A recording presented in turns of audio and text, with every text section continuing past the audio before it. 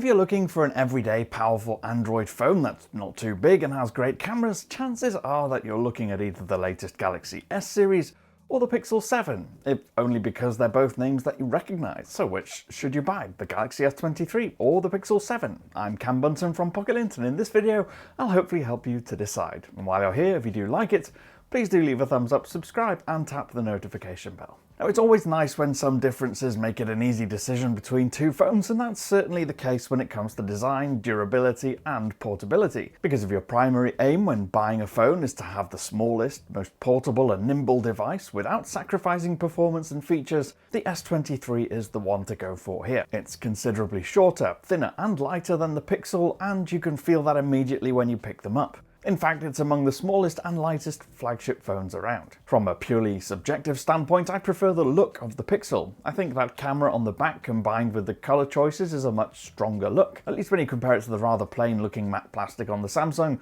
with the 3 cameras in a column. Still, the Samsung has it on the front. The company has managed to create a display with a super slim and, more importantly, uniform bezels around the edges and the corners.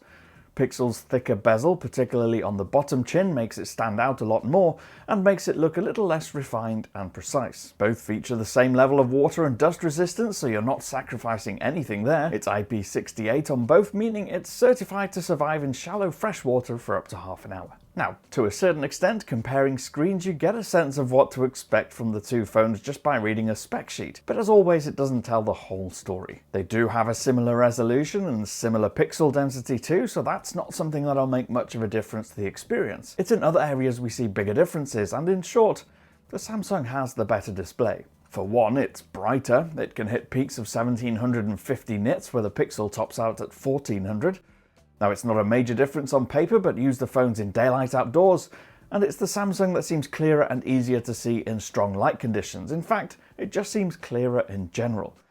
It's not a major problem as such, but when you're looking at them next to each other, the front glass just seems to disappear more with the Samsung, where the Pixel seems more reflective and the content seems a little further from the surface. We also saw stronger rainbowing and colour shift when we looked at the Pixel from different angles. Now, refresh rates aren't as big a deal as you might think though. You get 90Hz on the Pixel, 120Hz on the Samsung, so Samsung's is smoother, or could be if its user interface was as consistently smooth as the UI layers on the Pixel. Now, we'll go a bit more into detail on software in a second, but as overall colours, saturation and contrast go, the first thing to probably note is that Samsung's default vivid setting was so oversaturated we immediately switched it to natural mode. Colours are just a bit too much in that default mode. Pixel seems a bit more balanced here in its default adaptive mode. Some might find colours there too saturated, and so Google gives you a natural option as well. Now, of course, we can't talk Pixel versus Samsung without talking about stock Android versus One UI, because it massively changes the experience of using these two phones. Samsung's is loaded with one of the heavier Android skins on the market, and on the one hand, great, it's got loads of features, most of which you'll probably never use, but on the other, there's lots of bloat, and a ton of duplication and pre-installed apps that you might not want. Google's, by comparison, is lightweight, it's clean, responsive, and a little bit more modern. Which you prefer from a design perspective is entirely personal preference. Mine is the Pixel. I'm not a big fan of the notification and quick setting stylings on Samsung software, and I'm not particularly keen on the big colourful app icons either. But from a more subjective standpoint, as for software and security patches, it's pretty even. Samsung is among the best at delivering security patches to its phones quickly, almost as soon as they're available. And the latest phones get 4 to 5 years of updates, just like the Pixel.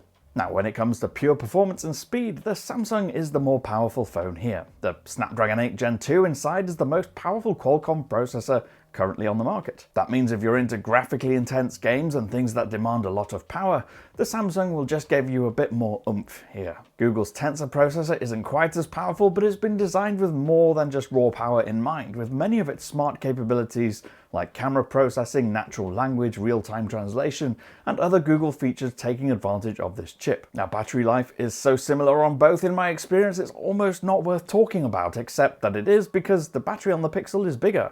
It's 4,355 mAh versus the 3,900 on the Samsung, and in everyday use we struggle to see any difference between them. Now, I'd comfortably get a full day from both, with near 30% left over with my own typical usage at the end of the day. That's usually between 2 or 3 hours of social media, music listening and casual gaming, with some browsing thrown in. Neither charges particularly quickly either, offering a 50% charge in about 30 minutes with a cable, and similar speeds for wireless as well. So let's talk cameras for a bit, and this is where you might see the bigger differences between Samsung's approach and Google's approach to image processing.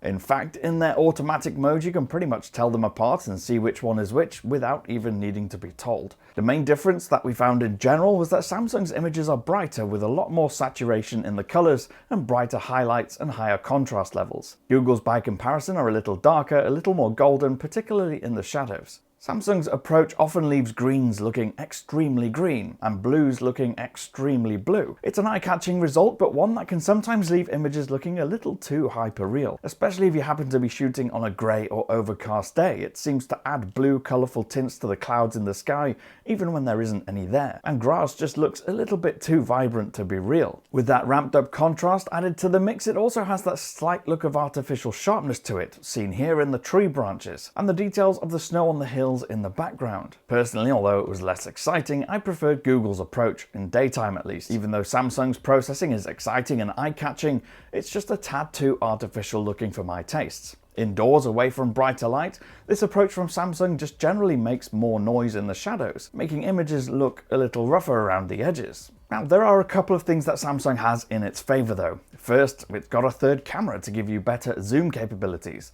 Its 3x zoom equivalent gets you close to faraway objects without losing much detail. Pixel does give you digital zoom, which is effective at 2x, but if you push it much further than that, it doesn't look great. And second, Samsung's has a ton of modes and features built into the camera app that you can play with. So if you don't like Samsung's auto processing, switch to the manual mode and adjust everything yourself until you get the look that you want. Pixel's is definitely more about just pointing and shooting and getting an easy, quick result. Samsung also gives you more powerful video tools, like the ability to shoot up to 8K resolution. At nighttime, both of them are strong performers, and with night mode switched on, they'll capture long exposures and automatically smooth out hand movement to give you a sharp, bright picture with minimal noise. The one thing I noticed in use is that it takes Pixel 7 about twice as long to capture a night shot than the Samsung.